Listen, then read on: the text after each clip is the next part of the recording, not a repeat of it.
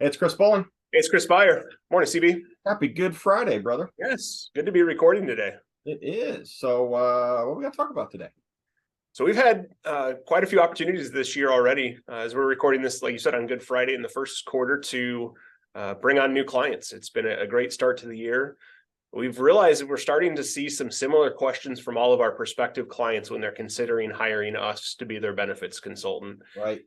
And it's kind of ironic. I mean, they're all asking similar questions. It's not to say everybody's exactly the same, but we've pretty much had three similar questions in each of these scenarios that we've had to dig in and figure out what that employer actually means when they ask those questions. Yeah.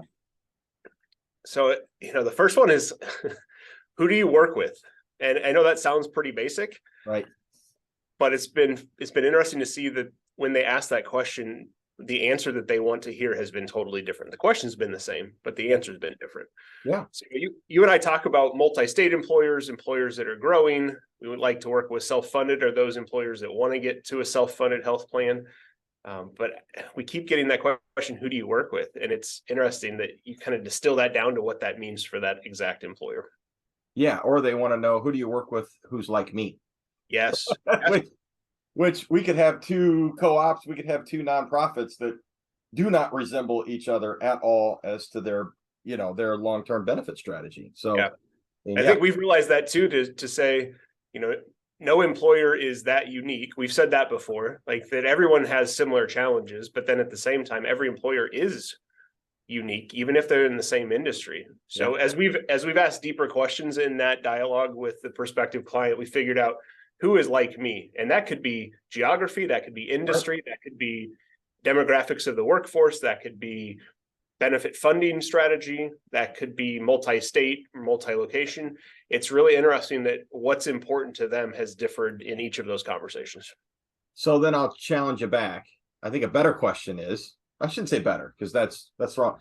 What a more in-depth question would be is, Chris, when you're looking at your current clients, do you have any clients that resemble me in demographics, in somewhat location? Yeah.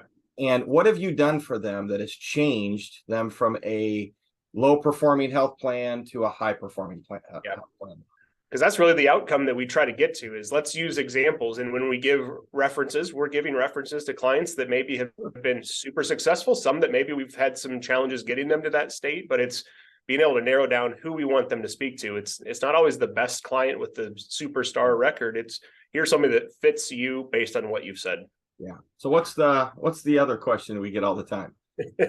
How do we know you're actually going to do what you say you're proposing? We've worked with a broker who has done well for us. We like them, but now you're telling us you're going to do all of these things for us over the next 2 to 3 years.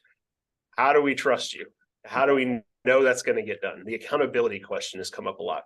Yeah, and I think it comes back to your references. I mean, once again, that's a great question for a reference. I'm also surprised how many references that we do provide that they never actually call them. Yeah. But if you are an employer and you are listening to this, ask those questions. If there's concerns about what's being presented to you, and is it all flashy and shiny? Did they throw 38 things up on a wall hoping one thing would stick? Yeah. Ask for a reference where they've actually implemented that and it's made a change, because we have to admit, sometimes we put things in place that we're very eager, we're very excited, and the utilization is garbage, So we're like, well, pivot. Yes. Okay. All right. Well, your population didn't like that, Yeah. I mean, that's probably the number one thing, is that the strategy is always changing. And I think the word accountability is really the key one in these questions, that when we put something out there for February of 2024 and we get to that point, did we achieve it or did we not? Who is responsible? Was it us? Was it the client? And being able to say, we held to that timeline, we held to that objective, but here's why we didn't meet it. Here's collectively why we didn't meet it. And then just making sure that we're always evaluating that timeline and moving things to that right time frame. We miss opportunities. I mean, you and I know that we don't have any situation where it's always 100% exactly as we proposed, but we're continually trying to refine that. And the accountability is back to here's the timeline and here's what we've achieved, and let's review that as we're in partnership. I'll tell you what I like about that accountability is the project management sheet that we use, because it's either green, yellow, or red.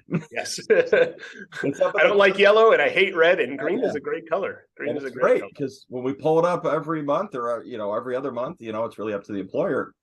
They get to see, hey, we're either ahead of schedule, we're starting to get behind schedule, or oh no, we are not going to miss this deadline. Yeah. And I love that, because like you said, sometimes their business changes, they have bigger priorities, and what we thought was going to be done in the second quarter of 23 is not going to get done because they've had something come up that is way more important than this. But yeah, I think that's another great way of looking at how are you going to do what you say you're going to do. And I mean, shoot, I remember back in the day, you and I would put our timeline on before we even knew what they needed.